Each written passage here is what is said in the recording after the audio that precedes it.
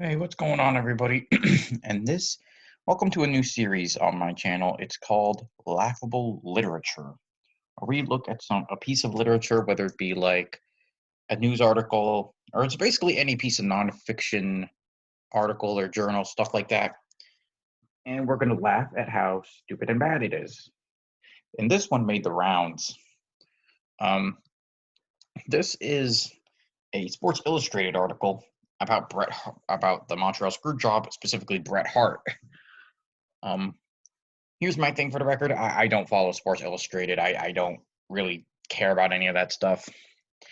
But this article was getting a lot of traction in the wrestling community online, saying about how terrible it was. I think Jim Cornette even covered it briefly on his podcast. So I'm going to do it because I have to see for myself how really bad or laughable this is. So let's get started. Bret screwed Bret, Unchecked by Robin Lundberg on November 10th, 2020. I'm a little bit late, but better late than never. The best there is, the best there was, the best there ever will be, and a big baby. Not the best kind of clever sentence to hook viewers in.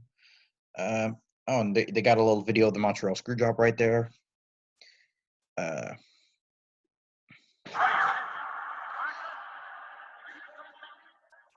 there it is.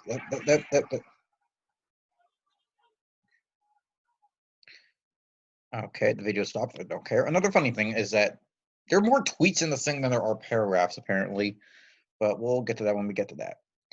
As everyone was reliving the infamous Montreal Screwjob on its 23rd anniversary, I couldn't help but think, why are we supposed to feel sorry for Bret the Hitman Hart about this more than 2 decades later simply because he took himself too seriously? Hart was leaving the company. At that point, should he really get to dictate the terms? I didn't know Falls Count Anywhere by Canada was a kind of match. Okay, so here's one big problem with this article. Bret Hart had a creative control clause in his contract. That means he legally could change booking as he saw fit.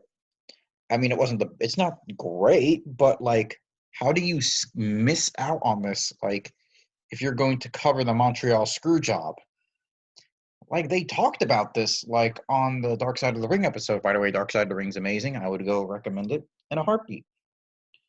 So, like, why would you say something so stupid? Imagine if this happened in professional sports rather than professional wrestling. Let's say a star player refused to enter a game or run a play and wait for the takes.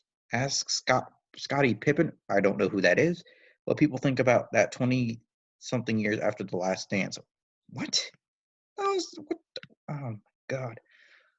And in this case, we're talking about a character in a story. Regardless of accomplishments, power agreements, backstage feuds, and other variables, the only outcome that really made sense was for Bret to drop the title to Shawn, as WWE was elevating Michaels and Hart was saying WCW.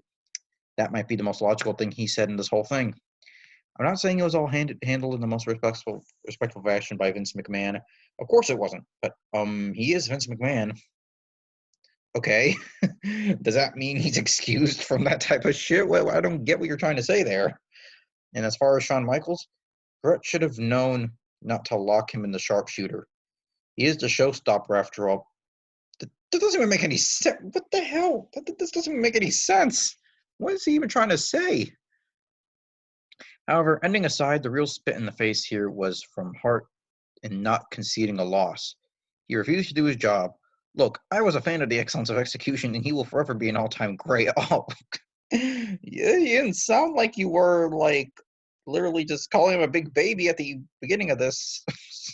That's a turnaround. But what happened that night hurts his legacy more than it does that of Vince, HBK, or the WWE.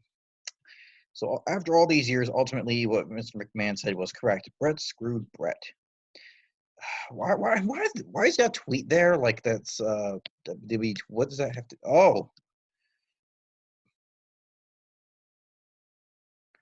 the ratio. Robin Lundberg defends controversial. Oh God, I have to hear this. Like, what is this guy gonna say? Okay, I don't know why there's a Target ad here, but I guess these things need to make money. I've got to hear what he has to say about this because I didn't know he made one.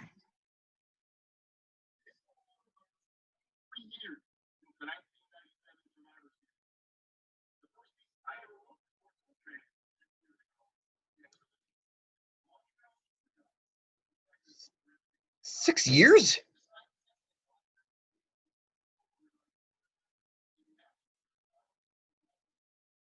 Oh, that's just in Barrasso.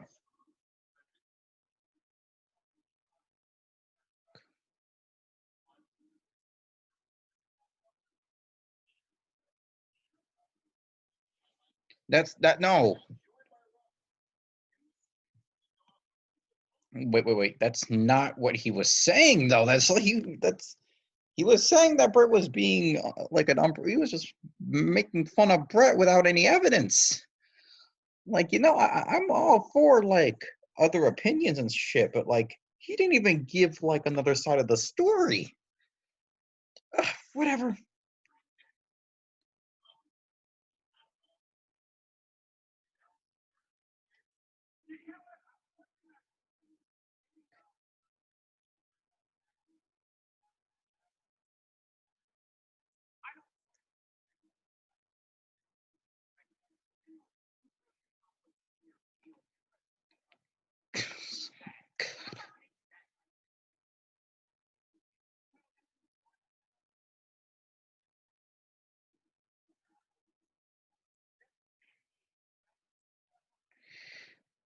And this guy's comedy is Jesus.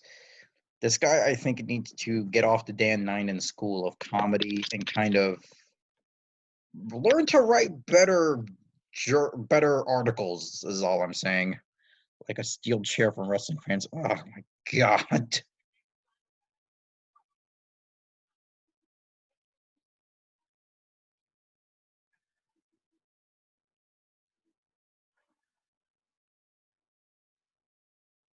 You're clearly not.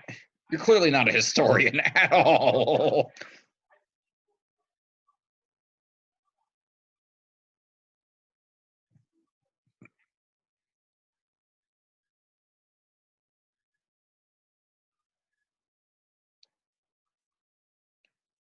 Well, if you knew that, then why didn't you put it in your freaking thing? Like, put it in your article if you knew it.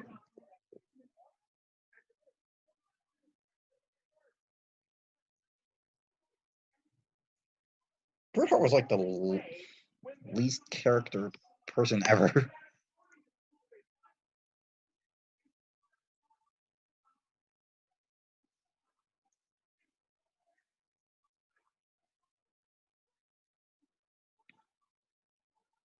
Jeez, man, calm down. Just chill. Just chill, man. Calm down.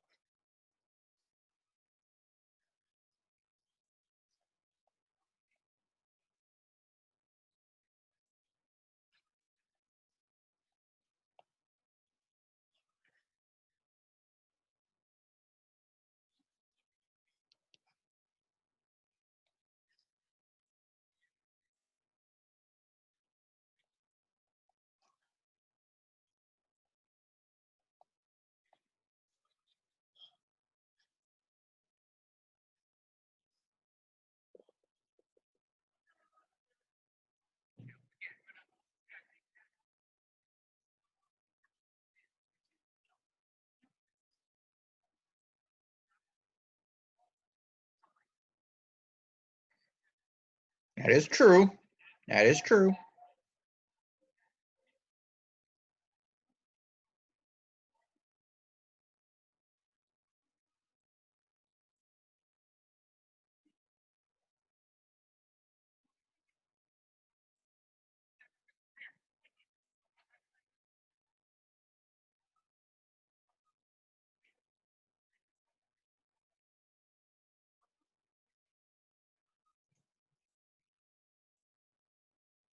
Like, nobody cares that you had like a unpopular opinion about this. It was more like you just wrote a shit article. Like, this is a shit article. God, no, like, literally no one cares like that you have an unpopular opinion. There are people who have this same opinion, but like, it's just that you wrote a bad article.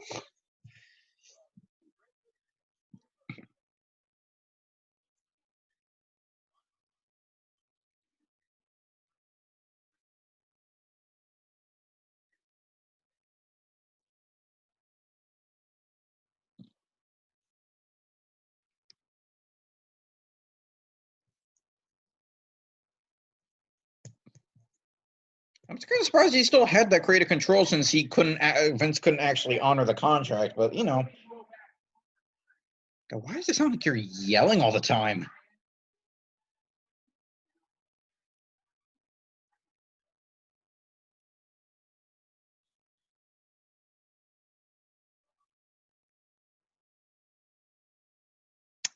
Okay then.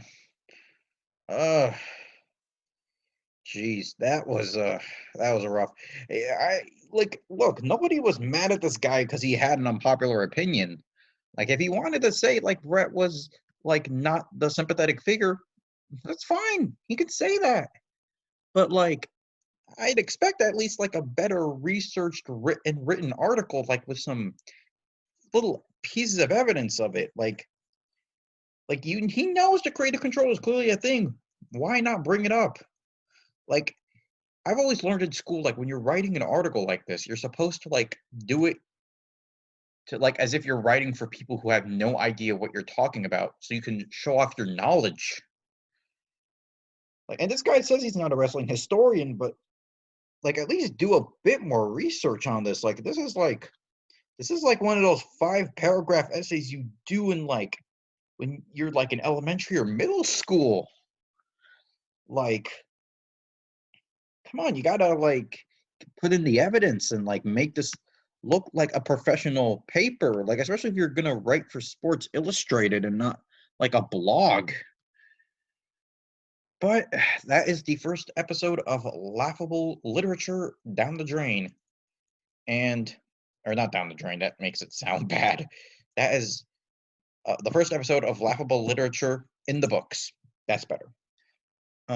So guys, if you like this video, be sure to like, comment, subscribe, and share the video. And just remember to stay beautiful because I'm most certainly not going to do that for you.